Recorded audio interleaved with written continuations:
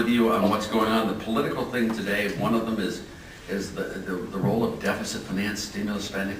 You all know this. And it's, by the way, bipartisan. You saw it done under W.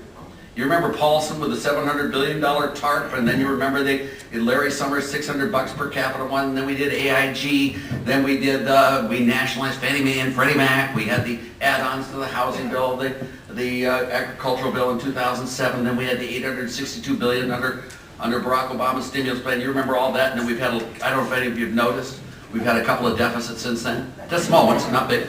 But if you look at this stimulus spending is huge. It's been in the order of $3.75 trillion. And if you compare that to total federal taxes in a year of $2.4 trillion, it's big stuff. Now these other people think that stimulus spending creates jobs. And it doesn't.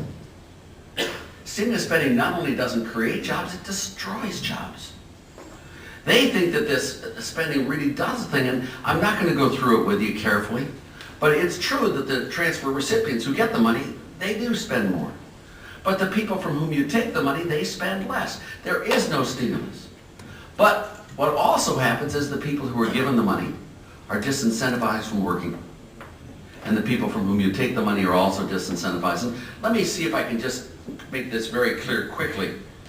If it's good economics, it works just as well in a two-person world as it does in a 315 million person world. The only thing is, in a two-person world, you can understand it. When it's a 315 million person world and Chinese capital flows, credit default swaps, multipliers, velocity, you can't keep your T accounts going. You can't keep track. So let me, if I can, give you an example. Let's imagine we have a two-person world, and you'll see exactly what I mean. Let's imagine just a two-person world, Farmer A and Farmer B, okay? Nothing else, that's it. That's the whole world, nothing outside.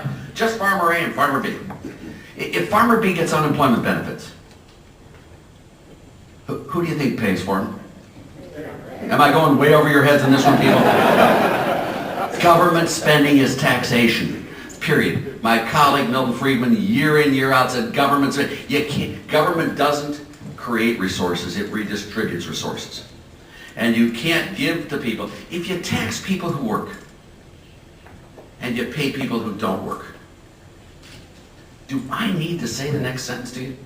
The reason we have the worst single recovery since the Great Depression is because of all the stimulus spending that has been done, not in spite of the stimulus spending. That is key issue on the ballot.